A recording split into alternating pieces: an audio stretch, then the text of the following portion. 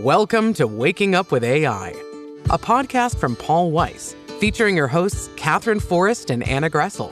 The only update you need on AI policy, law, and governance starts now. All right. Hello, everyone, and welcome to another episode of Waking Up with AI, a Paul Weiss podcast. I'm Katherine Forrest. And I'm Anna Gressel. And Anna, it's become autumn. I know, that happened so fast. I mean, I feel like when I walk outside now, there's that back-to-school feel everywhere you go. I have to say, I love the fall. Well, I do too. And when I was little, before the first day of school, I literally could not fall asleep. And I'd get so excited. You have your new clothes all laid out and all of that. For me, it's the moment when the pumpkins start appearing in the delis. I love that moment. I love seeing them on the stoops everywhere in New York. It's just such a festive season here. Yeah, you know, you just placed yourself in New York City with like the pumpkins in the deli.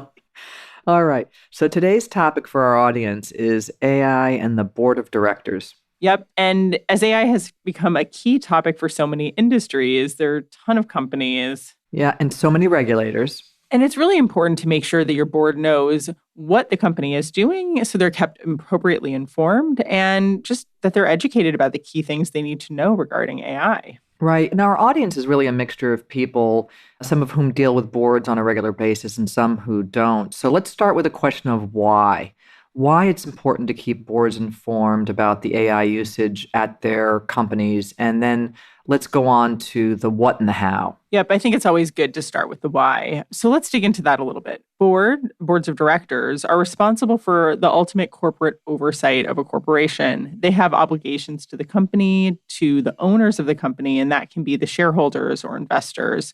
And that includes ensuring that appropriate governance is in place. Right. And now in the area of AI, we have regulators at both the state, the federal levels across a number of different geographies, across a variety of industries. And they've all, seems like, promulgated rules and principles that they expect companies to be aware of and or in compliance with. So I think it would make sense today, Katherine, to talk through a few things a board member would want to understand about a company. And that could be questions they might ask, actually, to the company in their capacity as a member of the board. So the first question is to get a report on how AI is actually even being used across the company.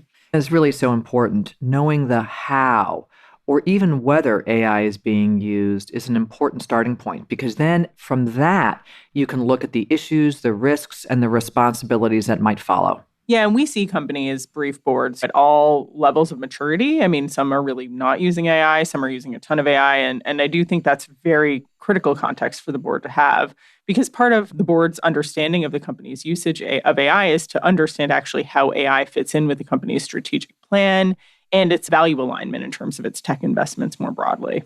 Absolutely. And the second question that I talk to boards about is, assuming that there is some AI use, what structure is in place to ensure that the AI use is being appropriately overseen? Yeah, I think that phrase is really key, appropriate oversight. And the kind of oversight any company needs to have for AI depends on a number of factors: how AI is being used, where the company does business. So is it US only? Is it a company with reach into the EU or other jurisdictions that have their own regulations and principles? And whether they have the use of AI that could be seen to carry different kinds of risk. That could be regulatory risk, operational risk, all kinds of risks depending on the jurisdiction. Right. And there really is no one size fits all for a board. So a member of the board could, within the context of a company that they're associated with, determine what the uses of AI are, what structures are in place to ensure appropriate oversight.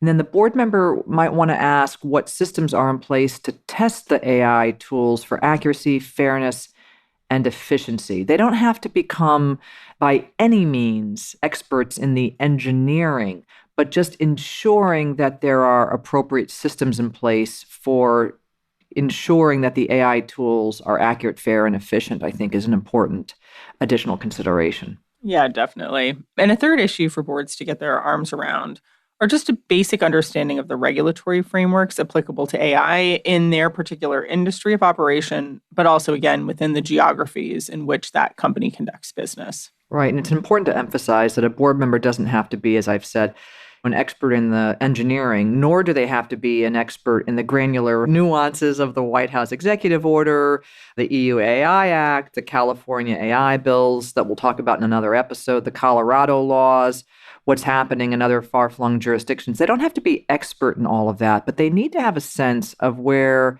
their company's use of AI fits into the most important applicable regulatory schemas for their company.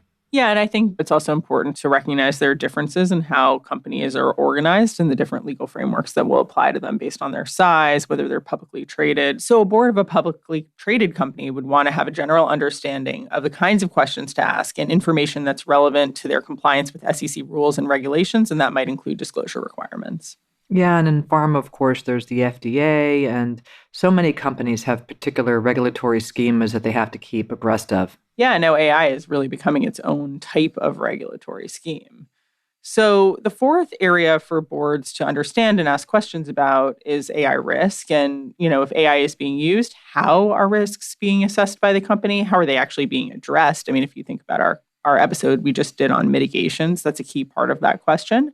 And if there are mitigations or risk reduction actions that are being taken, are they effective? And is there appropriate personnel and resource coverage for those initiatives? All right, so let's just take two examples. Let's assume we've got a company that's had AI usage for years, such as a financial services company, which may have been using various forms of narrow AI, really almost for a couple of decades, and now has new usage with generative AI tools. And with that new usage comes new regulatory requirements, and there's a lot of proposed rulemaking. And a board member would want to get to a baseline of how AI is being used generally, what regulatory schemas are applicable, and what the company has put in place to ensure compliance. So the board member may also want to understand the level of risk that some of the tools may expose the company to. Katherine, why don't we take this as a hypothetical? What if a financial services company is using a tool to assess real-time changes in macro and microeconomic conditions, and then that's fed into some, let's say, real-time trading that's occurring? What would you think a board member would want to ask? In that case, model error could have real impacts. The board member doesn't need to understand the technological details of all of this, just what type and level of risk there might be. And if there's potentially minor risk, that's one thing. If there could be a catastrophic event that could occur, if there's certain error risk, that's something else. And so the board member in each case might want to calibrate their follow-up questions accordingly. But then I said I'd give a second example. And the second example is one where the company is simply using AI really just for operational office efficiencies.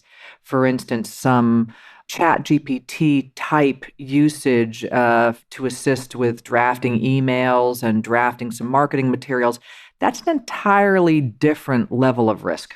Yeah, and I think the risk mitigation measures that need to be put in place there they're so different. And that's really what the company, the legal department, the AI council should be thinking about and advising on. And then the board can ask for information just again about how AI risks are being mitigated and then the resources that are being devoted to the effort to make sure that they're sufficient.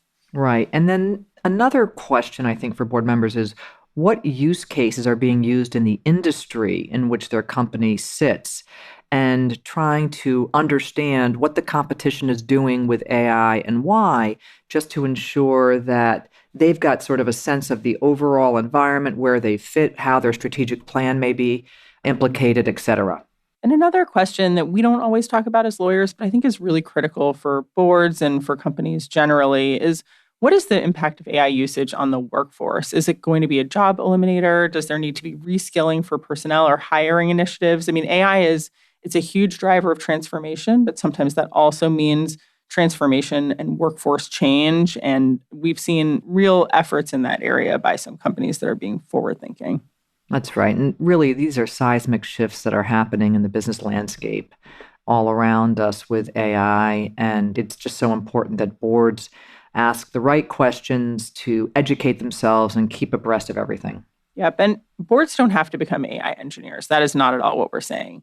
But with increased regulatory scrutiny, they're going to want to ask enough questions to understand the basic corporate implications of these important technologies. And I get asked, Anna, sometimes, well, how do we ensure that our board does ask the right questions? And one recommendation is that companies have some form of board education that's calibrated to the board level, not calibrated to, again, detail levels that they don't have to sort of get involved with, but what do they need to do to ensure that they're complying with their fiduciary obligations? Yeah, and I'd add that because the landscape is changing so quickly, they'll need periodic updates on that education as well. Right. Updates on topics that we've raised, like the company and how the company's using AI, the regulatory developments, the risk exposure, and what's coming up on the horizon. Yeah, I mean, all of this has a big financial impact as well. So it'll help the board understand how and why certain money is being budgeted and invested by the company. All right, folks. Well, we're going to certainly, I think, dig into these topics a little bit more deeply in future episodes. But that's all we've got time for today. I'm Katherine Forrest. And I'm Anna Gressel. See you all next week. Thanks for listening to Waking Up with AI. Be sure to subscribe in your favorite podcast app to stay up to date on the latest in AI policy, law, and governance. For more information on Paul Weiss, go to our website at www.paulweiss.com. This podcast is not intended to provide legal advice, and no legal or business decision should be based on its content. Past results are no guarantee of future outcomes.